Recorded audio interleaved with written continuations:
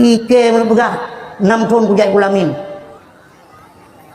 7 tahun ku jai kula SMP betakun kunu betakun tenu puasa mu tenu cara semayang hana tu betakun tenu turi nabi muma tu cara hana turi yang pelahir tu meyah tu hana turi yang pelahir tu bertanda bahwa pendidikan kita itu gagal dalam mencetak yaitu umat Rasulullah sallallahu alaihi wasallam.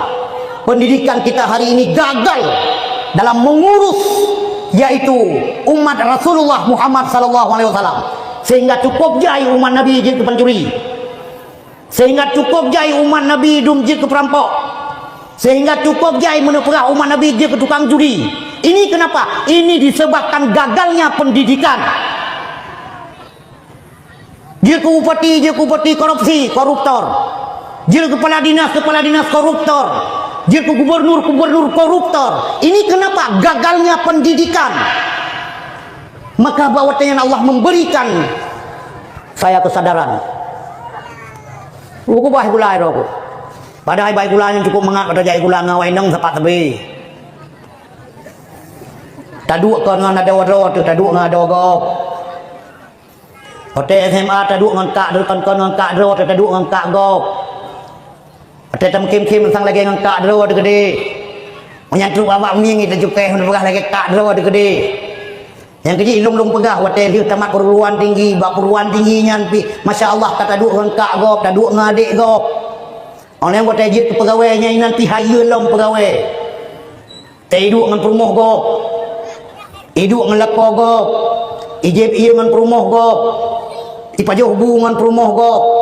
Ijeb ieu ngan lepo gop, ipajoh bu ngan lepo gop. Hotel ijak jalan ke berjalan ijak perjalanan tugas, ijak ngan perumuh gop. Ijak melepo go nyusah ni belasan. Kalau bukan ini disebabkan gagal pendidikan, tidak mungkin umat Nabi Muhammad sallallahu alaihi wasallam bersikap dan bekerja hal-hal seperti itu. Maka inilah tugas-tugas daya. Sehingga orang yang tahu menupagah. Hana itu purun pidayah. Baru sebab balai jo muka kau dipikir damaji.